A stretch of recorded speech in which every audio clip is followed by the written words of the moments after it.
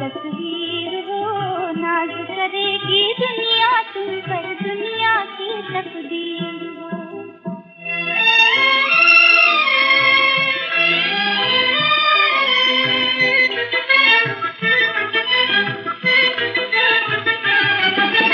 तुम हो किसी कुटिया के दीपक, जग में उजाला कर दोगे, भोली भाली मुस्कानों से सबकी झोली भर दोगे।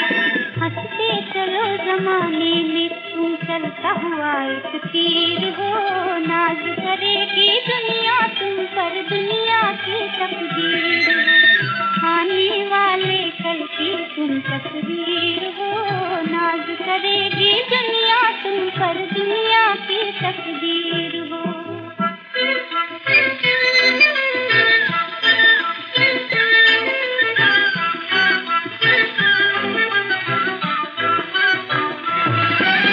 नाम न लेना रोने का, रोतों को हंसाने आए हो, नहीं रूठना कभी कि तुम रूठों को मनाने आए हो।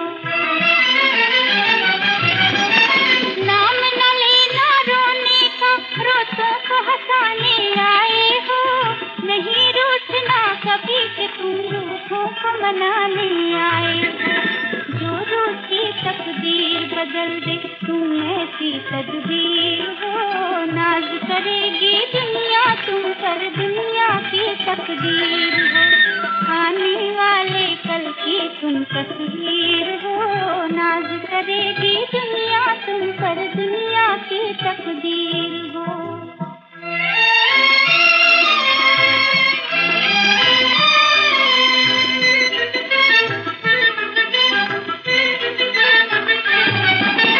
एक दिन होंगे ज़मीं आसमां चांद सितारे हाथों में, होगी एक दिन बागडोर भारत की तुम्हारे हाथों में।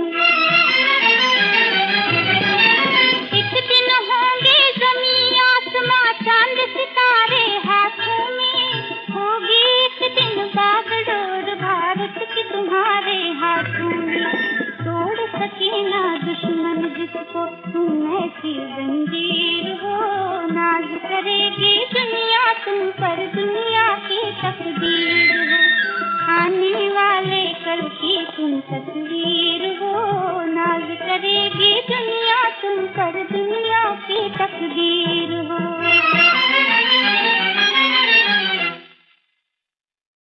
ओम शांति 11/12/2025 प्रातः मुरली। ओम शांति। बाप दादा मधुबन। बाबा आज कह रहे हैं, मीठे बच्चे, संगम युग पर तुम ब्राह्मण संप्रदाय बने हो। तुम्हें अब मृत्यु लोक के मनुष्य से अमर लोक का देवता बनना है। मीठे बच्चे, संगम युग पर तुम ब्राह्मण संप्रदाय बने हो। तुम्हें अब मृत्यु लोक के मनुष्य से अमर लोक का देवता बनना है। प्रश्न, तुम बच्चे किस नॉलेज को समझने के कारण बेहद का संन्यास करते हो? उत्तर, तुम्हें ड्रामा की यथार्थ नॉलेज है। तुम जानते हो ड्रामा अनुसार अभी सारे मृत्यु लोक को भस्मीभूत होना है। अभी ये दुनिया वर्थ नॉट अ पेनी बन गई है, हमें वर्थ पाउंड बनना है। इसमें जो कुछ होता है वो फिर हूबहू कल्प के बाद रिपीट होगा। इसलिए तुमने इस सारी दुनिया से बेहद का संन्यास किया है। गीत, आने वाले कल की तुम तकदीर हो। ओम शांति। बच्चों ने गीत की लाइन सुनी, आने वाला है अमर लोक, ये है मृत्यु लोक। अमर लोक और मृत्यु लोक का ये है पुरुषोत्तम संगम युग। अब बाप पराते हैं संगम पर, आत्माओं को पराते हैं। इसलिए बच्चों को कहते हैं आत्माभिमानी हो बैठो। ये निश्चय करना है, हमको बेहद का बाप पराते हैं। हमारी एम ऑब्जेक्ट यह है, लक्ष्मी नारायण या मृत्यु लोक के मनुष्य से अमर लोक का देवता बनना। ऐसी पराई तो कभी कानों से नहीं सुनी, न किसको कहते हुए देखा। जो कहे बच्चों तुम आत्मा अभिमानी हो बैठो, ये निश्चय करो कि बेहद का बाप हमको पराते हैं। कौन सा बाप? बेहद का बाप निराकार शिव, अभी तुम समझते हो हम पुरुषोत्तम संगम युग पर है। अभी तुम ब्राह्मण संप्रदाय बने हो, फिर तुमको देवता बनना है। पहले शुद्ध संप्रदाय के थे। बाप आकर पत्थर बुद्धि से पारस बुद्धि बनाते हैं। पहले शत्रुप्रधान पारस बुद्धि थे, अब फिर बनते हैं। ऐसे नहीं कहना चाहिए कि सतयुग के मालिक थे। सतयुग में विश्व के मालिक थे। फिर 84 जन्म लिए, सीढ़ी उतरते उतरते शत्रुप्रधान से सतो रजो तमो में आए हैं। पहले शत्रुप्रधान थे तो पारस बुद्धि थे, फिर आत्मा में खाद पड़ती है। मनुष्य समझते नहीं। बाप कहते हैं तुम कुछ नहीं जानते थे। ब्लाइंड फेथ था। सिवाय जानने के किसकी पूजा करना व याद करना, उसको ब्लाइंड फेथ कहा जाता है। और अपने श्रेष्ठ धर्म श्रेष्ठ कर्म को भी भूल जाने से वो कर्म भ्रष्ट धर्म भ्रष्ट बन पड़ते हैं। भारतवासी इस समय दैवी धर्म से भी भ्रष्ट है। बाप समझाते हैं वास्तव में तुम हो प्रवृत्ति मार्ग वाले। वही देवताएं जब अपवित्र बनते हैं तब देवी देवता कह नहीं सकते, इसलिए नाम बदल हिंदू धर्म रख दिया है। ये भी होता है ड्रामा प्लान अनुसार। सभी एक बाप को ही पुकारते हैं, हे पतित पावन आओ। वो एक ही गॉडफादर है जो जन्म मरण रहित है। ऐसे नहीं कि नाम रूप से न्यारी कोई चीज है। आत्मा का व परमात्मा का रूप बहुत सूक्ष्म है, जिसको स्टार व बिंदु कहते हैं। शिव की पूजा करते हैं।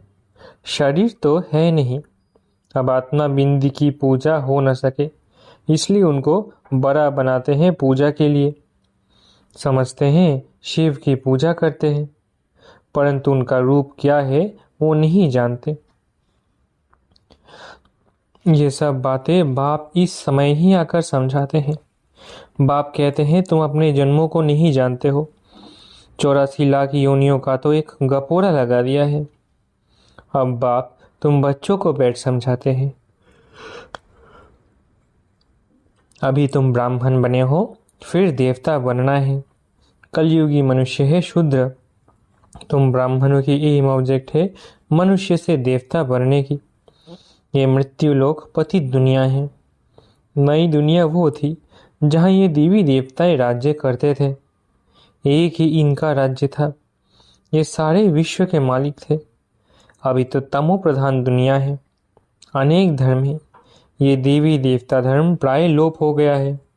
देवी देवताओं का राज्य कब था, कितना समय चला, ये वर्ल्ड की हिस्ट्री ज्योग्राफी कोई नहीं जानते। बाप ही आकर तुमको समझाते हैं। ये है गॉड फादरली यूनिवर्सिटी, जिसकी एम ऑब्जेक्ट है अमर लोक का देवता बनाना। इनको अमर कथा भी कहा जाता है। तुम इस नॉलेज से देवता बन काल पर जीत पाते हो। वहाँ कभी काल खा नहीं सकता। मरने का वहाँ नाम नहीं। अभी तुम काल पर जीत पहन रहे हो ड्रामा के प्लान अनुसार। भारतवासी भी 5 वर्ष या 10 वर्ष का प्लान बनाते हैं ना।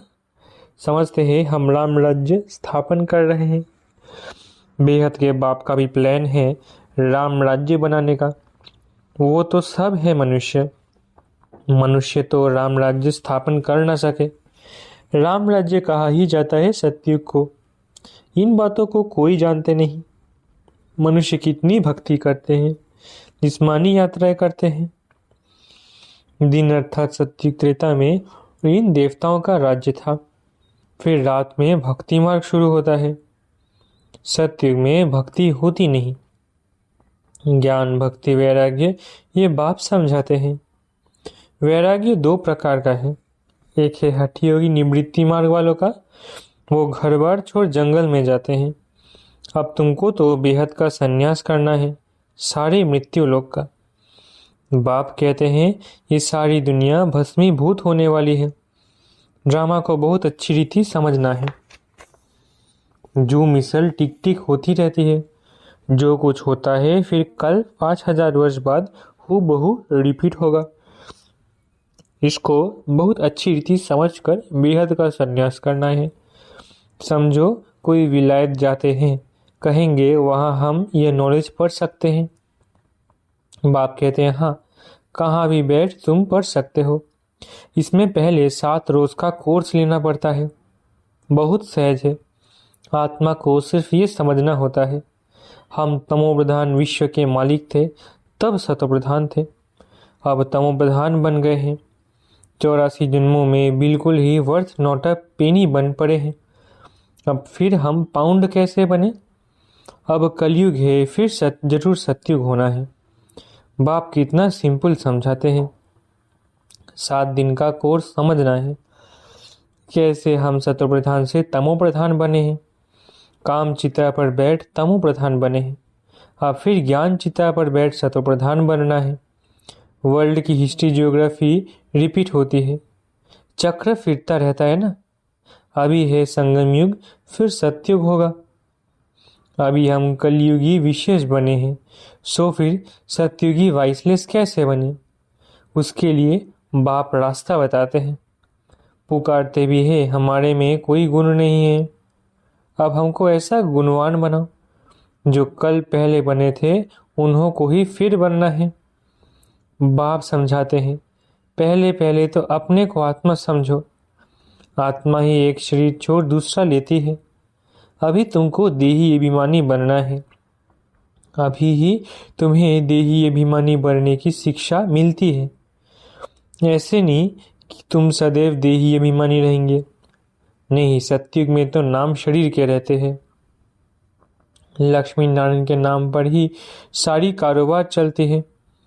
अभी ये है संगम युग, जबकि बाप समझाते हैं, तुम नंगे अशरीरी आए थे, फिर अशरीरी बन वापिस जाना है। अपने को आत्मा समझ बाप को याद करो। ये है रूहानी यात्रा। आत्मा अपने रूहानी बाप को याद करती है। बाप को याद करने से ही पाप भस्म हो जाएंगे। इनको योग अग्नि कहा जाता है। याद तो तुम कहाँ भी कर सकते हो।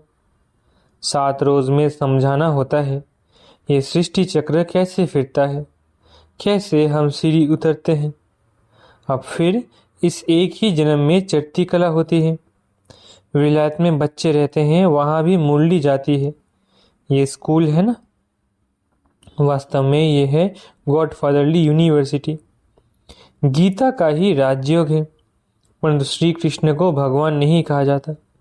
ब्रह्मा विष्णु शंकर को भी देवता कहा जाता है। अभी तुम पुरुषार्थ कर फिर 100 देवता बनते हो। प्रजापिता ब्रह्मा भी जरूर यहाँ होगा ना।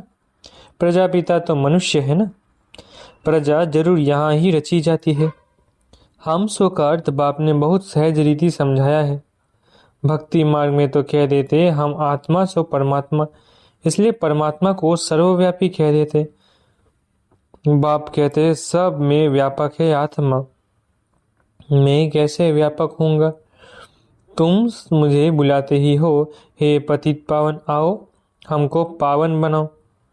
निराकार आत्माएं सब आकर अपना अपना रथ लेती है। हर एक अकाल मूर्त आत्मा का तख्त है। यह तख्त कहो अथवा रथ कहो, बाप को तो रथ है ही नहीं। वो निराकार ही गाया जाता है। न सूक्ष्म शरीर है न स्थूल शरीर है। निराकार खुद रथ में जब बैठे तब बोल सके। रथ बिगड़ पतितों को पावन कैसे बनाएंगे? बाप कहते हैं मैं निराकार आकर इनका लोन लेता हूँ। टेम्पररी लोन लिया है। इनको भाग्यशाली रथ कहा जाता है। बाप ही सृष्टि के आदि मध्य अंत का राज बताए तुम बच्चों को त्रिकालदर्शी बनाते हैं। और कोई मनुष्य यह नॉलेज जान नहीं सकते। इस समय सब नास्तिक है। बाप आकर आस्तिक बनाते हैं। रचयिता का राज बाप ने तुमको समझाया है, बताया है। अब तुम्हारे सिवाय और कोई समझा ना सके। तुम ही इस ज्ञान से फिर यह इतना ऊंच पद पाते हो। ये ज्ञान सिर्फ अभी ही तुम ब्राह्मणों को मिलता है। बाप संगम पर ही आकर यह ज्ञान देते हैं। सद्गति देने वाला एक ही बाप है। मनुष्य मनुष्य को सद्गति दे न सके। वो सब गुरु है भक्ति मार्ग के। सदगुरु एक ही है। उनको कहा जाता है वाह सदगुरु वाह। इनको पाठशाला भी कहा जाता है। एम ऑब्जेक्ट नर से नारायण बनने की है, वो सब है भक्ति मार्ग की कथाएं। गीता से भी कोई प्राप्ति नहीं होती। बाप कहते हैं मैं तुम बच्चों को सम्मुख आकर पढ़ाता हूँ जिससे तुम यह पद पाते हो। इसमें मुख्य है पवित्र बनने की बात। बाप की याद में रहना है, इसी में ही माया विघ्न डालती है। तुम बाप को याद करते हो अपना वर्षा पाने के लिए। ये नॉलेज सब बच्चों के पास जाती है। कभी भी मुरली मिस ना हो। मुरली मिस हुई गोया एब्सेंट पड़ जाती है। मुरली से कहाँ भी बैठे रिफ्रेश होते रहेंगे। श्रीमत पर चलना पड़े। बाहर में जाते हैं तो बाप समझाते हैं पवित्र जरूर बनना है, वैष्णव होकर रहना है। वैष्णव भी दो प्रकार के होते हैं। वैष्णव वल्लभाचारी भी होते हैं, जो विकार में जाते हैं। पवित्र तो है नहीं। तुम पवित्र बन विष्णु वंशी बनते हो, वहाँ तुम वैष्णव रहेंगे, विकार में नहीं जाएंगे।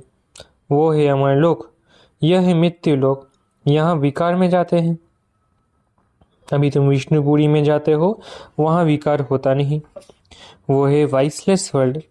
योग बल से तुम विश्व की बादशाही लेते हो। वो दोनों आपस में लड़ते हैं, माखन बीच में तुमको मिलता है। तुम अपनी राजधानी स्थापन कर रहे हो। सभी को यही पैगाम देना है। छोटे बच्चों का भी हक है। शिव बाबा के बच्चे हैं ना, तो सबका हक है। सबको कहना है अपने को आत्मा समझो। माँ बाप में ज्ञान होगा तो बच्चों को भी सिखाएंगे। शिव बाबा को याद करो। शिवाय शिव बाबा के दूसरा ना कोई। एक की याद से ही तमो प्रधान से सतो प्रधान बन जाएंगे। उसमें पढ़ाई बहुत अच्छी चाहिए। विलायत में रहते भी तुम पढ़ सकते हो। इसमें किताब आदि कुछ भी नहीं चाहिए। कहाँ भी बैठे तुम पढ़ सकते हो, बुद्धि से याद कर सकते हो। ये पढ़ाई इतनी सहज है। योग अथवा याद से बल मिलता है। तुम अभी विश्व का मालिक बन रहे हो। बाप राजयोग सिखाकर पावन बनाते हैं। वो है हठ योग, ये है राजयोग। इसमें परहेज बहुत अच्छी रीति चाहिए। इन लक्ष्मी नारायण जैसा सर्वगुण संपन्न बनना है ना, खान पान की भी परहेज चाहिए।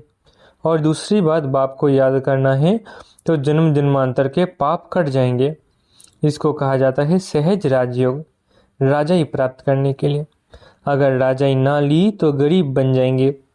श्रीमत पर पूरा चलने से श्रेष्ठ बनेंगे।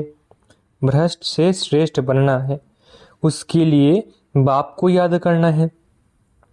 कल पहले भी तुमने ही यह ज्ञान लिया था जो फिर अब लेते हो। सतयुग में और कोई राज्य नहीं था, उसको कहा जाता है सुखधाम। अभी ये है दुखधाम, और जहाँ से हम आत्माएं आई है वो है शांति धाम। शिव बाबा को वंडर लगता है दुनिया में मनुष्य क्या क्या करते हैं। बच्चे कम पैदा हो उसके लिए भी कितना माथा मारते रहते हैं। समझते नहीं, ये तो बाप का ही काम है। बाप झट एक धर्म की स्थापना कर बाकी सब अनेक धर्मों का विनाश करा देते हैं एक धक से। वो लोग कितनी दवाइयाँ आदि निकालते हैं पैदाइश कम करने के लिए। बाप के पास तो एक ही दवाई है, एक धर्म की स्थापना होनी है। वो समय आएगा सब कहेंगे ये तो पवित्र बन रहे हैं, फिर दवाई आदि की भी क्या दरकार है। तुमको बाबा ने ऐसी दवाई दी है मन मना भाव की, जिससे तुम 21 जन्मों के लिए पवित्र बन जाते हो। अच्छा, मीठे मीठे सिकिलत है बच्चों प्रति माता पिता बाप दादा का याद प्यारा गुड मॉर्निंग। रूहानी बाप की रूहानी बच्चों को नमस्ते। हम रूहानी बच्चों की रूहानी माता पिता बाप दादा को याद प्यार गुड मॉर्निंग और नमस्ते। धारणा के लिए मुख्य सार, पहला, पवित्र बनकर पक्का वैष्णव बनना है। खान पान की भी पूरी परहेज करनी है। श्रेष्ठ बनने के लिए श्रीमत पर जरूर चलना है। दूसरा, मुरली से स्वयं को रिफ्रेश करना है। कहाँ भी रहते सतोप्रधान बनने का पुरुषार्थ करना है। मुरली एक भी दिन मिस नहीं करनी है। वरदान, स्व कल्याण के प्रत्यक्ष प्रमाण द्वारा विश्व कल्याण की सेवा में सदा सफलता मूर्त भव। स्व कल्याण के प्रत्यक्ष प्रमाण द्वारा विश्व कल्याण की सेवा में सदा सफलता मूर्त भव। जैसे आजकल शारीरिक रोग हार्ट फेल का ज़्यादा है, वैसे आध्यात्मिक उन्नति में दिल शिकस्त का रोग ज़्यादा है। ऐसी दिल शिकस्त आत्माओं में प्रैक्टिकल परिवर्तन देखने से ही हिम्मत व शक्ति आ सकती है। सुना बहुत है, अब देखना चाहते हैं।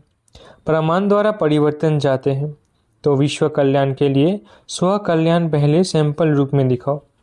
विश्व कल्याण की सेवा में सफलता मूर्त बनने का साधन ही है प्रत्यक्ष प्रमाण। इससे ही बाप की प्रत्यक्षता होगी। जो बोलते हो वो आपके स्वरूप से प्रैक्टिकल दिखाई दे तब मानेंगे। स्लोगन: दूसरों के विचारों को अपने विचारों से मिलाना, यही है रिगार्ड देना। स्लोगन: दूसरों के विचारों को अपने विचारों से मिलाना, यही है रिगार्ड देना। अव्यक्त इशारे: आप संपन्न व कर्मातीत बनने की धुन लगाओ। कर्मातीत बनने के लिए चेक करो कहाँ तक कर्मों के बंधन से न्यारे बने हैं। लौकिक और अलौकिक कर्म और संबंध दोनों में स्वार्थ भाव से मुक्त कहाँ तक बने हैं। जब कर्मों के हिसाब किताब व किसी भी व्यर्थ स्वभाव संस्कार के वश होने से मुक्त बनेंगे, तब कर्मातीत स्थिति को प्राप्त कर सकेंगे। कोई भी सेवा, संगठन, प्रकृति की परिस्थिति, स्वस्थिति व श्रेष्ठ स्थिति को डगमग न करे।